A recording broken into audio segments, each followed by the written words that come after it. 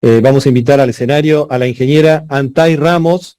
Ella es mexicana y es fundadora de la empresa Shelter, de materiales sustentables para el envolvente. Es Lead Green Associate por USGBC, RRO y IIBE. Su conferencia será presentada por Shelter y abordará, el título es Eficiencia térmica en la envolvente de la edificación. Un tema clave de este momento, hoy se habló mucho de este tema. Con un aplauso recibimos a la ingeniera Antay Ramos.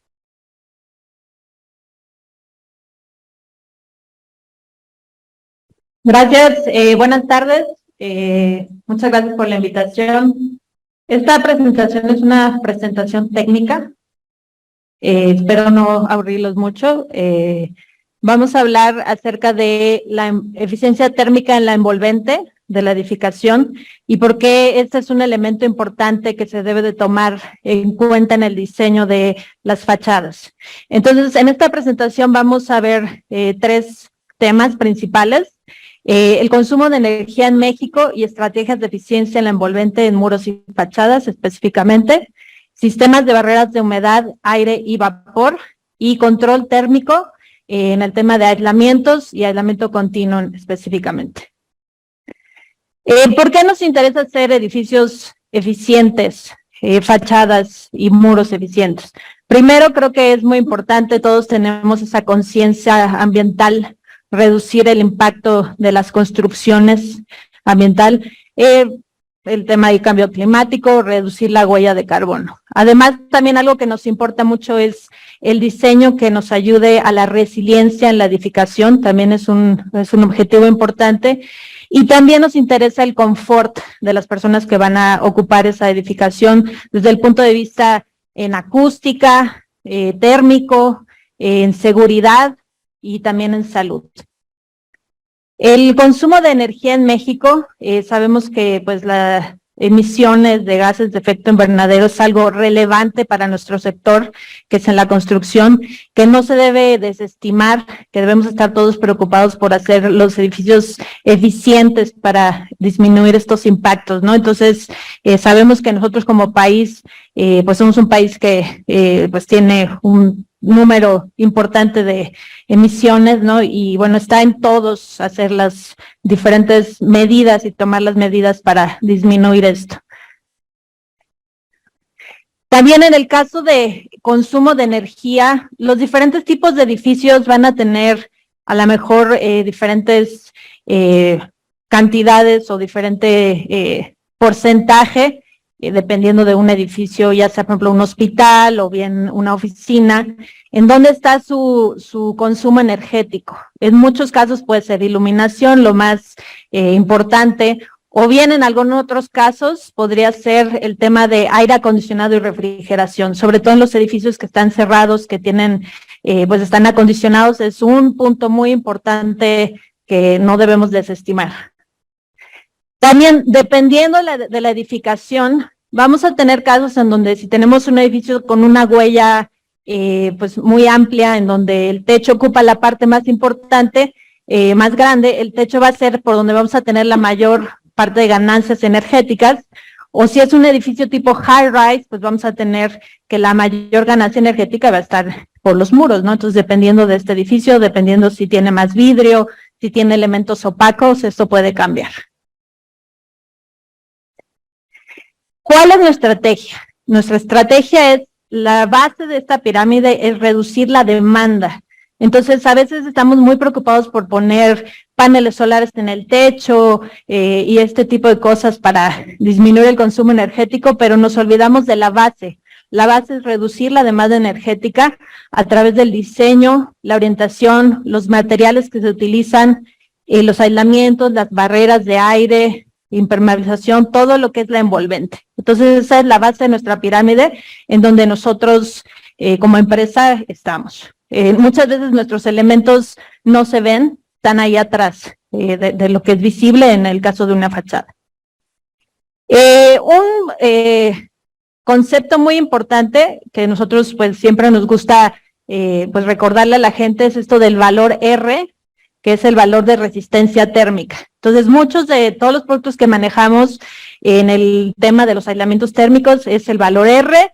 El valor R es la resistencia térmica. Hay unidades del sistema inglés, del sistema métrico, y también el valor U, que es la inversa de este valor R, que es cuánta calor se va a transmitir, y el R es cuánto valor tenemos en oposición a ese flujo de calor. Entonces, dependiendo de muchas construcciones, vamos a tener desde las construcciones típicas, ¿no?, que proporcionan un valor R de piedra, no sé, por sí mismas, diferentes, pues, construcciones que son de vidrio totalmente, mixtas, etcétera, hasta tener, pues, las construcciones modernas, por ejemplo, que pues tienen estructura metálica, en donde vamos a tener elementos que van a forrar estas construcciones. ¿Y cuál es el valor R ahí, no? Entonces, el valor R generalmente, pues, se va a proporcionar a través de varios materiales. Estos materiales de aislamiento térmico son muy diversos. Nosotros no vamos a decir que uno sea mejor que el otro. Todos tienen su función, tienen características diferentes unos a los otros. No vamos a ahondar en ellos el día de hoy, pero hay fibras y hay espumas principalmente, eso son lo que se maneja. ¿Quién nos dice cuánto aislamiento tenemos que ocupar? Esa es la pregunta de los 100,000 millones. Todo el mundo nos dice, ¿y cuánto tengo que ocupar?, ¿no? Entonces, pues dependiendo, ¿no? A veces hay ya, el cliente o el dueño tiene un objetivo de eficiencia energética, a veces nos piden recomendar, hay consultores que nos pueden apoyar. Nosotros muchas veces nos apoyamos en el estándar ASHRAE 90.1, que es un estándar energético que es muy utilizado en México, en particular, pues en los edificios que están buscando una certificación LEED, por ejemplo. Y en este estándar, pues es una herramienta en donde en este estándar podemos buscar o cumplimiento de varios factores para evaluar la eficiencia energética de un edificio comercial. Entonces, en estos estándares tenemos principalmente 3 metodologías. Hay unas tablitas, que es la prescriptiva, fácil, busco mi tablita, ahí me dice cuánto aislante. El trade-off que le llaman de intercambio, puedo tener más aislamiento a lo mejor en los muros y bajarle un poco al del techo, o lo que le llamamos Energy Cost Budget, que es todo el balance energético de una edificación, que hay gente que se dedica a hacer este balance. Esto está muy orientado por zona climática. Entonces, en este estándar de diseño aparecen unas zonas climáticas para México, que pues mucha de la gente que se dedica a hacer este tipo de análisis lo utiliza, y lo hemos visto mucho en los edificios que buscan certificación LEED también. Entonces, ahí pueden encontrar las diferentes ciudades y nosotros buscamos la zona climática, y de ahí podemos evaluar en las tablas que siguen, estas tablas prescriptivas, pues ahí nos dice los elementos opacos, por ejemplo, los techos, los muros, qué tipo de muros, si es muro de masa, si es un edificio metálico, y van a ver, ahí donde pusimos el cuadrito amarillo, que dice R13, por ejemplo, para un edificio que es con estructura metálica, esa R13 hace referencia al valor R, que estábamos mencionando, y luego dice más 7.5 RCI. CI se refiere a Continuous Insulation, que es un aislamiento continuo, es decir, no solo de la cavidad, sino ellos nos están recomendando que el aislamiento sea continuo en la envolvente. En México, ¿qué tenemos? Pues hay ciertas normas también, varias, no están muy actualizadas, eso sí, pero también si nosotros decidimos diseñar con respecto a estas normas mexicanas o estándares, están ahí disponibles, de la Secretaría de Energía y otros más. También estos estándares mexicanos, hay algunos en donde nos ponen unas tablas de también zonas climáticas y una recomendación. En nuestra experiencia, debido ya a que estos estándares pues ya tienen algunos años y no han sido actualizados, ya están quedándose un poco atrás con respecto pues a los últimos estándares internacionales también. Bien, en las estrategias de eficiencia en envolventes y muros, nosotros normalmente estamos en 2 áreas. Una de ellas, pues aquí vamos a ver cuáles son los elementos.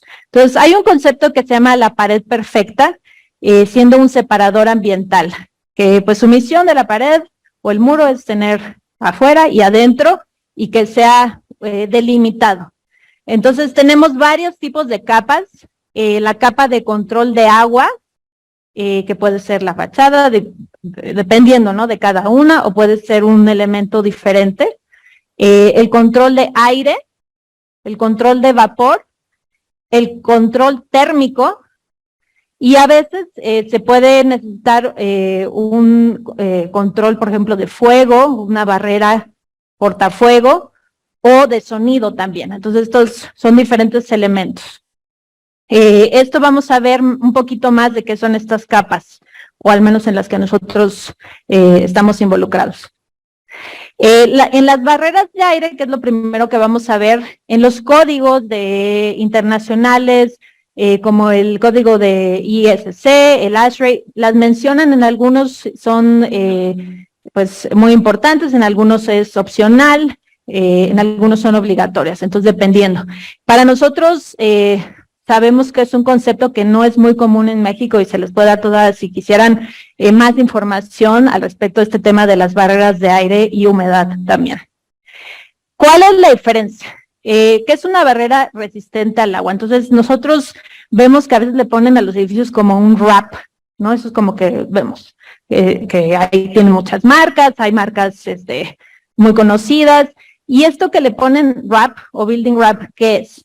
Entonces, hay varios conceptos. La barrera resistente al agua o water barrier, esta se utiliza para evitar que el agua líquida de la lluvia, sobre todo en una fachada ventilada, entre a la construcción.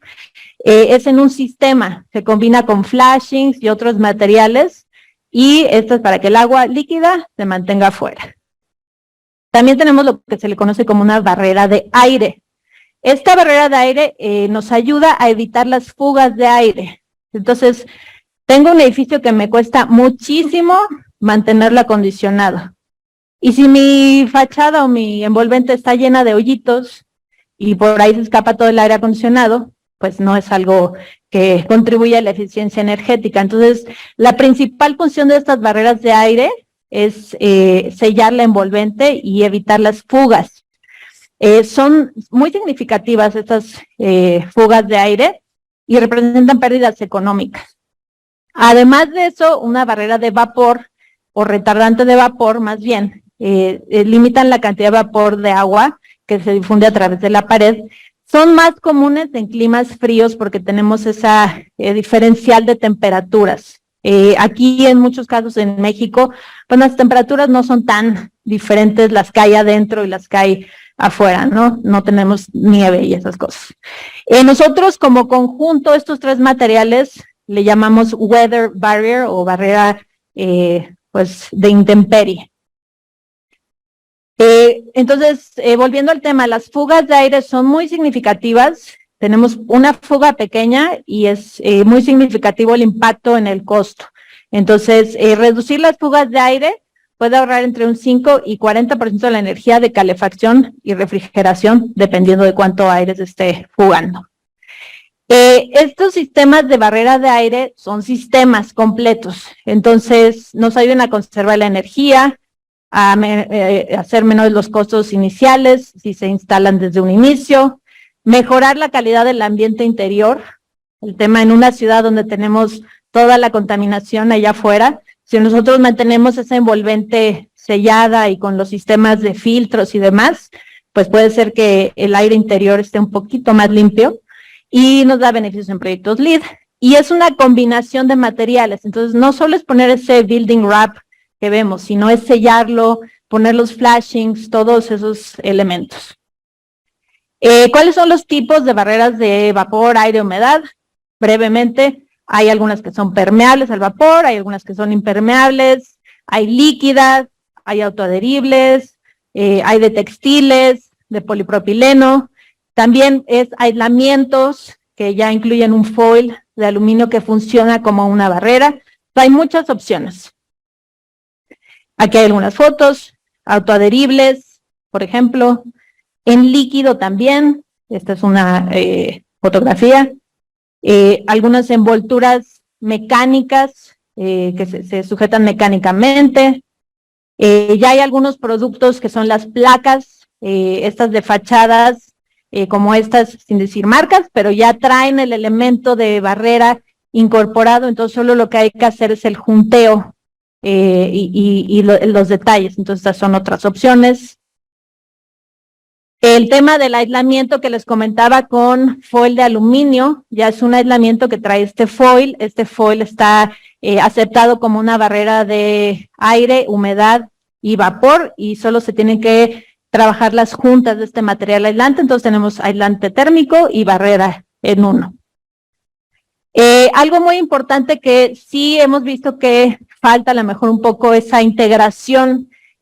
Algunas veces nos decían que estas barreras de aire se deberían de diseñar como una línea continua alrededor del envolvente, sin interrupciones o las mínimas. Entonces, muchas veces esta interacción donde se junta la fachada con el techo, ahí no hay esa continuidad. Entonces, esto lo hemos visto bastante en campo y es un elemento importante.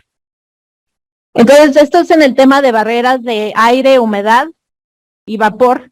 Y el otro elemento que nosotros pues vemos en nuestra empresa es el aislamiento térmico, el aislamiento continuo principalmente. Entonces, el aislamiento que es continuo en todos los elementos es como una chamarra para el edificio continua en todos los elementos estructurales, minimizando los puentes térmicos. Entonces, si yo tengo como a la izquierda un edificio que tiene estructura metálica y solo aislamiento en la cavidad, tengo interrupciones.